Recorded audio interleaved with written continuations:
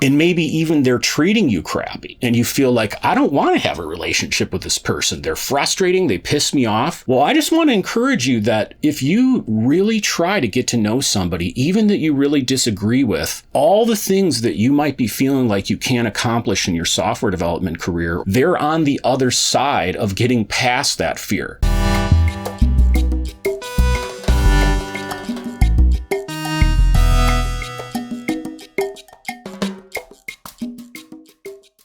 You ever come up with a really good idea for a better way to do some aspect of software development, but when you try to sell your idea to management, ops, other programmers, QA, really anybody that works together to do software development, no matter what you tell them and how logical and strong you feel like your arguments are, you're just like, come on, and they will not listen to you? Well, this is something I've been hearing all over the channel in the comments, is people just giving up and saying, well, my manager won't listen to me, or no matter what I've done, I can't persuade them. So today, let me help you out by sharing with you something that I learned through the last half of my career, over 15 years of doing software development consulting, and that is 10 steps to persuade anyone that your software idea is a good one and they should buy into it and support you. The first thing to consider if you really want to persuade somebody to support you in your ideas is go into it honest about your skills. If this is a change you want to make that you've never done before, let's say it's DevOps, or you want to use a new JavaScript framework like Remix, or you're in UX and you want to introduce customer journey maps or something like that. Walk into this whole conversation and this whole persuasion activity eyes wide open and honest with yourself, because the biggest thing that people will pick up right away is if you're full of it and you're acting like this is an easy change to make and you've mastered it and you haven't. The second thing that is just critical to winning support with people and persuading them is you gotta have an authentic relationship. This is the biggest thing that I didn't want to do earlier in my career, and many programmers that I see leave comments or that I work with or that are just a little bit earlier in their career, they get super frustrated, and this is the thing that they need to do that they don't want to. But if you don't actually get to know the manager or the QA person or the UX designer, whoever it is that you need to get buy-in from on a personal level, something about them that's beyond just work, you have really no relationship with them. You have no reason for them to support you. And even if you feel like, oh, they're my manager, they're the CEO or a CTO or a co-founder or somebody way high up in a company, and I can't really have a really authentic relationship with them, and maybe even they're treating you crappy, and you feel like, I don't want to have a relationship with this person. They're frustrating. They piss me off. Well, I just want to encourage you that if you really try to get to know somebody, even that you really disagree with, all the things that you might be feeling like you can't accomplish in your software development career, they're on the other side of getting past that fear. So whatever you can do to spend some real time, maybe outside work, or just maybe calling meetings directly with that person and spending the first 10 minutes of it, getting to know them, finding out, do they have kids? Do they have hobbies? What really drives them? If you want to persuade someone, you're going to do a much better job if you actually know who they are and what they care about and what they're facing.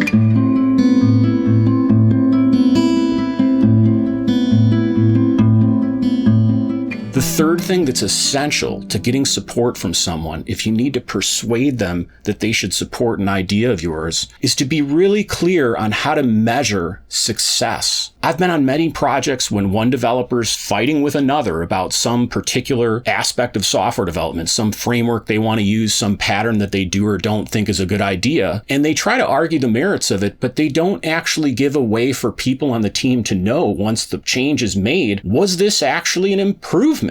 And if you don't actually have objective measures that you can use, you may not be able to measure it, but you can at least ask your dev team and get some qualitative feedback. Or maybe you're making a change around the way automated testing is going to be done. And what you want to measure is that reducing the number of defects we have? Is that making it faster to get your changes into production? But whatever it is, you got to have some kind of measurable way to demonstrate, if you support me with this idea and we try this, this is what we can measure to show that it was successful.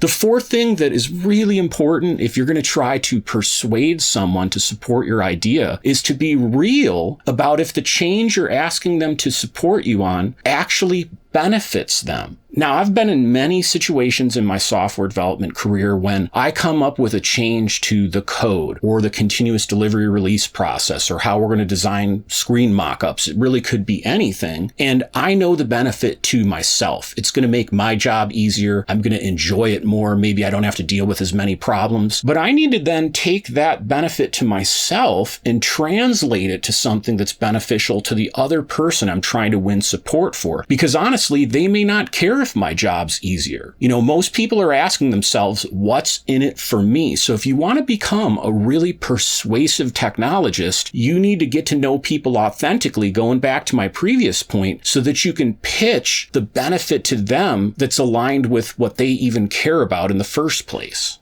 The fifth step to winning support from someone, if you're trying to persuade them, is to think about getting support incrementally. If you have a big process change you want to put in place, let's say your team is doing Scrum and you want to move to Kanban, or you're doing manual releases and you want to move to continuous delivery, or really any kind of code change, process change, personnel change, just the way that we work together. Often selling management or QA or other people on the whole thing up front is too much for them to take in. It's too much for them to trust you with, and they need to see at least a little bit of the fruit of supporting you with it before they'll take that next step. So I often tell people when I work with them through career coaching, if they're frustrated about their software development project and they want to make a change, how can you slice that change up into, let's say, 5 to 10 incremental steps and only work on winning support with your management or, the other programmer or whoever you're working with for a little slice of that overall change you want to make. And only after you've implemented it and you've shown them the measurable benefits and you've been successful,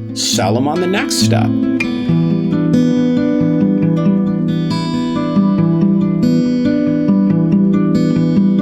The sixth thing I learned as a consultant really helps with persuasion with anybody on software teams is giving people visual support for their decision. The higher up the chain of management in a software development company, or really any company, the less time people have. A CEO of a large company is going to have very little time to look at whatever materials you might provide to them for a decision. And even your development manager or a scrum master often doesn't have the time to go into some exhaustive, detailed argument for why they should support you. And you've heard the saying, a picture is worth 1,000 words. It's true in persuasion as well. So if you can take any aspect of what you're trying to win support for and boil it down into simplistic visuals that you can give, whether they're charts, graphs, if you want to get fancy with it and do animation, whatever works. But if you put time into creating some visual assets to help sell your idea, the second big benefit to that is they can take those same exact assets that you've built for them and sell them further up the management chain, or if there's other people even at the same level as them that also need to buy into your idea. Because another thing I hear that a lot of people get frustrated with is they feel like they communicated their change or their idea or their request to one person, and then they go to communicate it to someone else and they get the details wrong. So if you really want to change to the way people work together or a new framework that you want to use to be a possibility on your project, arming that other person with something visual, something concise that really hammers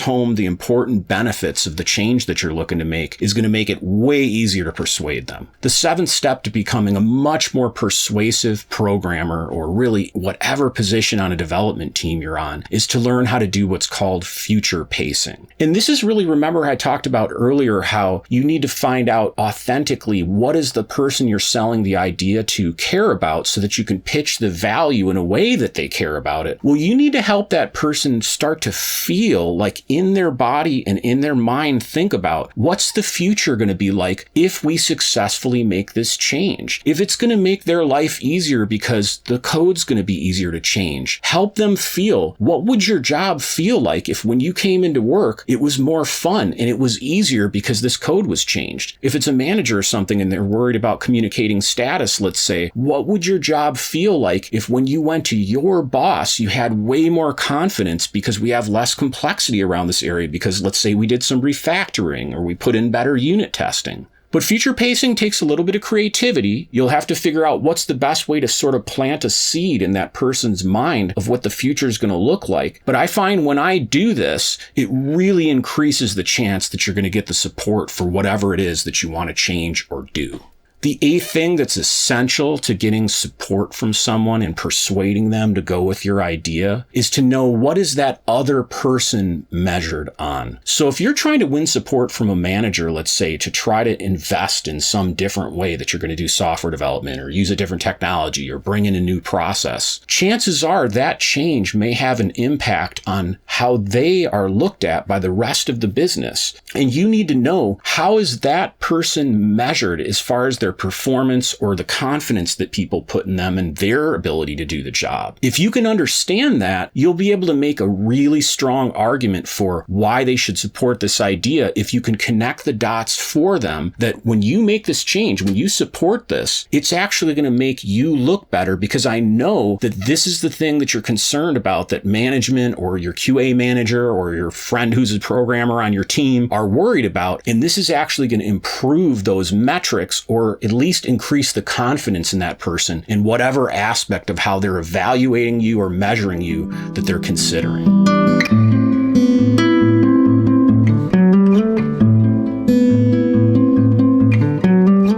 The ninth thing that is essential to getting support and being persuasive as a technologist on a software development team is you have to time box the response to support you. What I mean by this is you can do all the other things I just talked about earlier in this episode and really start to build trust and support with a person. But if they then get busy, next thing you know, they're distracted with other things, and now you're stuck in this thing that you thought you won support for is basically dead until it becomes a priority for them again. So the best thing you can do is set a deadline with the person you want to make a decision. Now, setting a deadline with another person for supporting you when you're persuading them may sound a little bit scary, especially let's say you're talking to someone who's in a position of authority above you. You might feel like, I don't have any right to ask for a deadline from this person. But that's not actually true. We ask people to do things, to make decisions, to support us in small ways all the time, and we don't really realize it. This is just being more formal about it. So if you can send an email or set up a meeting or do something with that person you're trying to win support for and just say, hey, I really need your response by Thursday next week, because if we can't do this, I'm not going to have time to, bring in the new people that are going to get started on it, or work with the vendor, or refactor the code, or if there's other dependencies or things that need to happen.